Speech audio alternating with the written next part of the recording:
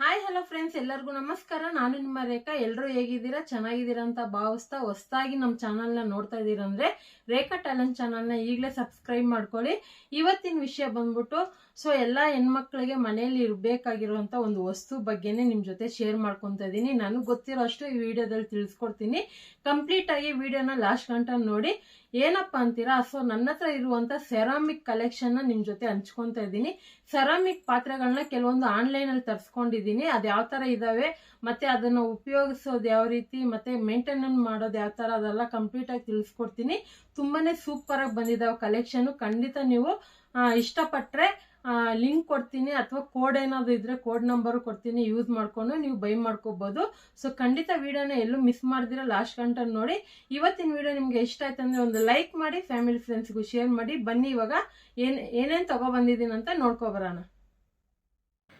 ಮೊದಲನೇದಾಗಿ ಹೇಳ್ಬಿಡ್ತೀನಿ, ಎಲ್ಲ ಪ್ರಾಡಕ್ಟು ಒಟ್ಟಿಗೆ ತಗೊಂಡಿದ್ದಲ್ಲ.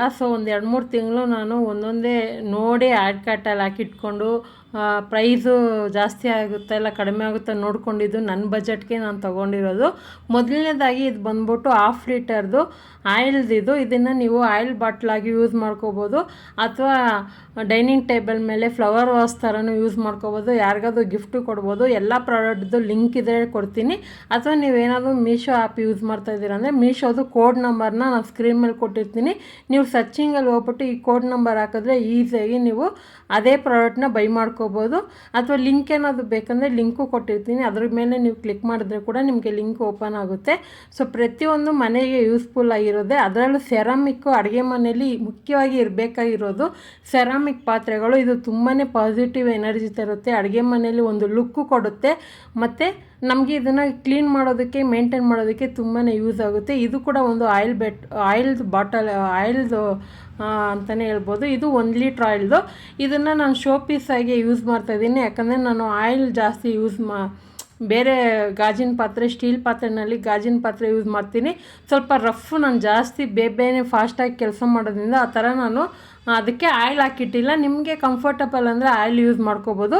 ಅದನ್ನು ವಾಶ್ ಮಾಡೋದು ತುಂಬಾ ಈಸಿ. ಒಂದು ಸ್ವಲ್ಪ ಬಿಸಿನೀರು, ಚೆನ್ನಾಗಿ ಕುದಿಯೋಂಥ ಬಿಸಿನೀರಿಗೆ ಸೋಡಾ, ಉಪ್ಪು ಮತ್ತು ವೆನಿಗರು, ವಿಮ್ ಲಿಕ್ವಿಡ್ ಹಾಕಿ ಅದರೊಳಗೆ ಹಾಕಿ ಚೆನ್ನಾಗಿ ಶೇಕ್ ಮಾಡಿದ್ರೆ ಎಣ್ಣೆ ಜಿಡ್ಡೆಲ್ಲ ಬಿಟ್ಕೊಂಡು ಈಸಿಯಾಗಿ ತೊಳ್ಕೊಬೋದು. ಮತ್ತು ಇದನ್ನು ನೀವು ಎಷ್ಟೇ ತಿಂಗಳು ಬಿಟ್ಟು ವಾಶ್ ಮಾಡಿದ್ರೂ ಕ್ವಿಕ್ಕಾಗಿ 2-3 ನಿಮಿಷದಲ್ಲೇ ಕ್ಲೀನ್ ಆಗಿಬಿಡುತ್ತೆ. ಯಾಕಂದರೆ ಇದು ಸೆರಾಮಿಕ್ ಅಲ್ವಾ, ಎಂಥ ಜಿಡ್ಡಿದ್ದನ್ನು ಈಸಿಯಾಗಿ ಒಂದು ಸ್ಕ್ರಬ್ಬಿಂದ ತೊಳ್ಕೊಬೋದು. ನೆಕ್ಸ್ಟು ತೋರಿಸಿದ್ನಲ್ಲ, ಅದು ಬಂದ್ಬಿಟ್ಟು ಸಾಲ್ಟು ಮತ್ತು ಉಪ್ಪು ಹಾಕೋದಕ್ಕೆ ಅಂದರೆ ಕಲ್ಲುಪ್ಪು ಮತ್ತು ಸಾಲ್ಟ್ ಉಪ್ಪು ಹಾಕೋಕ್ಕೆ ತರಿಸ್ಕೊಂಡಿರೋದು ಅರ್ಧ ಕೆಜಿದು. ಇದು 1 ಕೆಜಿದು. ಮನೆಯಲ್ಲಿ ಮುಖ್ಯವಾಗಿ ನಾನು ಯಾವಾಗೂ ಅಷ್ಟೇ ಈ ಅಂಗಡಿಗಳಲ್ಲಿ ಆಚೆಗಡೆ ಮೂಟೆನೇ ಉಪ್ಪು ಇಟ್ಟಿರ್ತಾರೆ. ಯಾಕಂತ ಹೇಳ್ತೀರಾ, ಉಪ್ಪು ಮನೇಲಿ ಇದ್ದಷ್ಟು ಒಳ್ಳೆಯದು. ಮತ್ತು ಉಪ್ಪು ಖಾಲಿ ಆಗೋಕ್ಕೆ ಮುಂಚೆನೇ ತರಬೇಕು. ನಮ್ಮ ಮನೇಲಿ ಯಾವಾಗೂ ಮಿನಿಮಮ್ ಆದರೂ ಒಂದು 7-8 ಕೆಜಿ ಉಪ್ಪು ಸ್ಟಾಕ್ ಇಟ್ಟಿರ್ತೀನಿ ನಾನು. ಯಾವಾಗ ರೇಷನ್ಗೆ ಹೋಗ್ತೀನೋ ಅವಾಗೆಲ್ಲ 1 ಕೆಜಿ ಒಟ್ಟಿಗೆ 2 ಕೆಜಿ ತೊಗೊಬರ್ತೀನಿ. ಸಾಲ್ಟ್ ಉಪ್ಪು 1 ಕೆಜಿ, ಕಲ್ಲುಪ್ಪು 1 ಕೆಜಿ ತರ್ತೀನಿ ನಾನು ಜಾಸ್ತಿ ಕಲ್ಲುಪ್ಪು ಯೂಸ್ ಮಾಡ್ತೀನಿ. ಸಾಲ್ಟ್ ಉಪ್ಪು ಸ್ವಲ್ಪ ಕಡಿಮೆ ಯೂಸ್ ಮಾಡ್ತೀನಿ. ಯಾಕಂದರೆ ಕಲ್ಲುಪ್ಪು ತುಂಬಾ ಟೇಸ್ಟು ಕೊಡುತ್ತೆ, ಮತ್ತು ನಿಮ್ಗೆ ಗೊತ್ತಿರುತ್ತೆ ಅದ್ರ ಪ್ರಾಮುಖ್ಯತೆ ಏನಂತೆ. ಇದು ಬಂದ್ಬಿಟ್ಟು ನಾನು ಕಲ್ಲುಪ್ಪು ತುಂಬಿಡೋಕ್ಕೆ ಮತ್ತು ಸಾಲ್ಟ್ ಉಪ್ಪು ತುಂಬಿಡೋದಕ್ಕೆ ಇಟ್ಕೊಂಡಿದ್ದೀನಿ. ಫಸ್ಟು ತೋರಿಸಿದ್ನಲ್ಲ ಬ್ಲೂ ಕಲರು, ಅದನ್ನು ಯೂಸ್ ಮಾಡೋದಕ್ಕೆ ನಾನು ಅದು ತೊಗೊಂಡಿದ್ದೀನಿ. ಯಾಕಂದರೆ ಒಂದರಲ್ಲಿ ತುಂಬಿರಬೇಕು, ಇನ್ನೊಂದು ಯೂಸ್ ಮಾಡೋ ಥರ ಇರಬೇಕು. ಪಾಸಿಟಿವ್ ಎನರ್ಜಿ ಬರುತ್ತೆ. ಲಕ್ಷ್ಮಿಗೆ ತುಂಬ ಇಷ್ಟವಾಗಿರುವಂಥ ಒಂದು ಪ್ರಾಡಕ್ಟ್ ಏನಂದರೆ ಸೆರಾಮಿಕ್ಕು. ಈ ಥರ ಸೆರಾಮಿಕ್ಕು ಲಕ್ಷ್ಮೀ ದೇವಿಗೆ ತುಂಬ ಇಷ್ಟ, ಮತ್ತು ಅನ್ನಪೂರ್ಣೆ ದೇವಿಗೂ ತುಂಬ ಇಷ್ಟ. ಈ ಥರ ಪಾತ್ರೆಗಳಲ್ಲಿ ಸ್ಟೌವಿನ ಪಕ್ಕದಲ್ಲಿ, ಈ ಕಡೆ ಸಿಂಕ್ ಇರುತ್ತಲ್ಲ ಆ ಕಡೆ ಎಲ್ಲ, ಸ್ಟವ್ನ ಪಕ್ಕದಲ್ಲಿ ಮುಖ್ಯವಾಗಿರಬೇಕಾಗಿರೋದು ಉಪ್ಪು, ಎಣ್ಣೆ, ಅರಿಶಿನ ಪುಡಿ, ಒಣಗಿದ ಮೆಣಸಿನ್ಕಾಯಿ, ಹುಣಸೆಹಣ್ಣು, 5 ಪದಾರ್ಥ ಇರಬೇಕು ಪಕ್ಕದಲ್ಲಿ. ಅಂದರೆ ನಾವು ಅಡುಗೆ ಮಾಡೋವಂಥ ರೈಟ್ ಸೈಡಲ್ಲಿ ಇರಬೇಕು.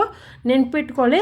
ಜಿಡ್ಡಾಗುತ್ತೆ ಅಂದ್ಬಿಟ್ಟು ಹತ್ತಿರದಲ್ಲಿ ಏನು ಇಡೋಕ್ಕೆ ಹೋಗಬೇಡಿ, ಸ್ವಲ್ಪ ದೂರದಲ್ಲೇ ಇಡಿ. ಅದೇ ಬಲಗಡೆ ಭಾಗದಲ್ಲೇ ಇರಬೇಕು. ಇದು ಬಂದ್ಬಿಟ್ಟು ಹುಣಸೆಹಣ್ಣು ಹಾಕಿಡೋದಕ್ಕಂತ ತರಿಸ್ಕೊಂಡಿದ್ದೀನಿ.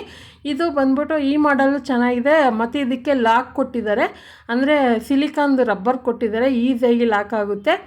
ಇದು ಬಂದ್ಬಿಟ್ಟು ಪೈನಾಪಲ್ ಮಾಡಲಲ್ಲಿರೋದು. ಇದರಲ್ಲಿ ಕಲರ್ ನಿಮಗೆ ಎಷ್ಟೊಂದು ವೆರೈಟಿ ಆಫ್ ಮಾಡಲ್ ಸಿಗುತ್ತೆ. ಆನ್ಲೈನಲ್ಲಿ ಸಿಗುತ್ತೆ, ಆಫ್ಲೈನಲ್ಲಿ ಸಿಗುತ್ತೆ, ಕೆಲವರು ರೋಡ್ ಸೈಡ್ ಅಂಗಡಿಗಳಲ್ಲಿ ಸಿಗುತ್ತೆ. ನಿಮಗೆಲ್ಲ ರೇಟ್ ಬಜೆಟ್ಗೆ ನಿಮ್ಗೆ ಯಾವ ಥರ ಬೇಕು ಆ ಥರ ತೊಗೋಬೋದು.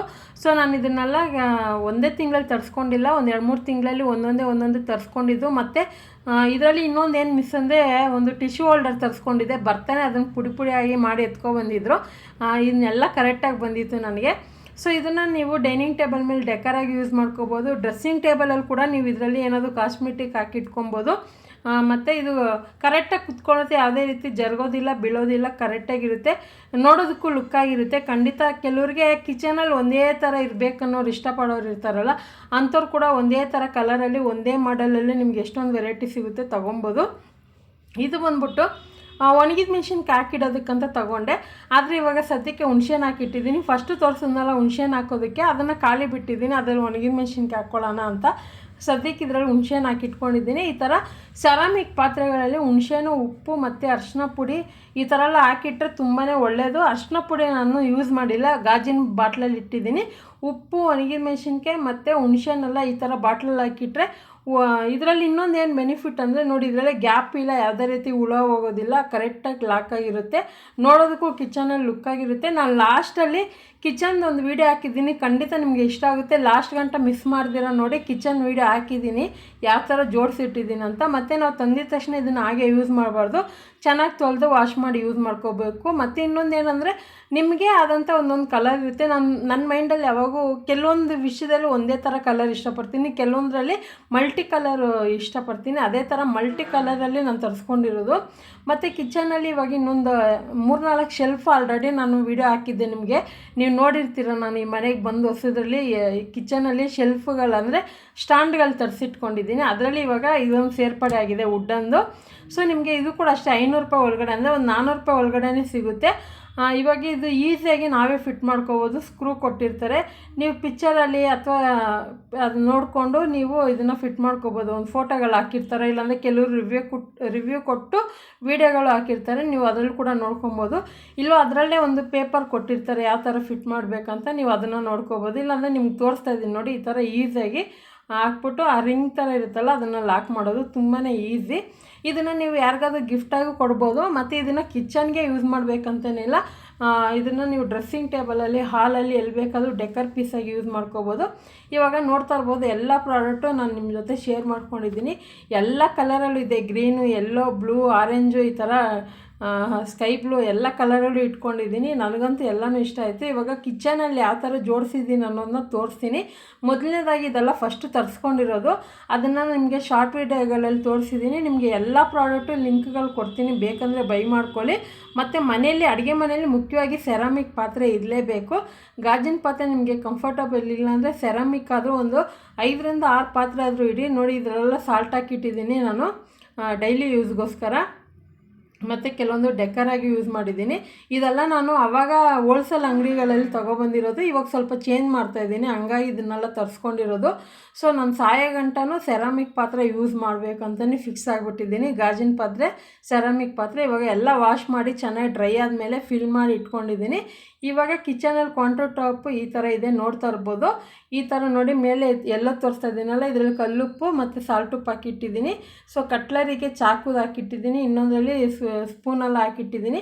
ಸೊ ಈ ಥರ ನಾನು ಸೈಡಲ್ಲಿ ಇಟ್ಕೊಂಡಿದ್ದೀನಿ, ಸ್ಟೌವಿನ ಬಲಭಾಗದಲ್ಲಿ ಈ ಥರ ಇಟ್ಕೊಂಡಿದ್ದೀನಿ. ಸೊ ನೋಡ್ತಾ ಇರ್ಬೋದು. ಮತ್ತು ಕೆಲವೊಂದರಲ್ಲಿ ಎಣ್ಣೆ ಯೂಸ್ ಮಾಡಿಲ್ಲ ನಾನು, ಹಾಗೆ ಶೋಪೀಸ್ ಥರ ಇಟ್ಟಿದ್ದೀನಿ. ಸೊ ಈ ಥರ ಇದೆ ಕೌಂಟರ್ ಟಾಪು. ನಿಮಗೆ ಇಷ್ಟ ಆಗಿರ್ಬೋದು. ಇಷ್ಟ ಆಗಿದೆ ಲೈಕ್ ಮಾಡಿ, ಶೇರ್ ಮಾಡಿ, ಕಮೆಂಟ್ ಮಾಡಿ, ಸಬ್ಸ್ಕ್ರೈಬ್ ಮಾಡ್ಕೊಳ್ಳಿ. Thank you for watching. Bye.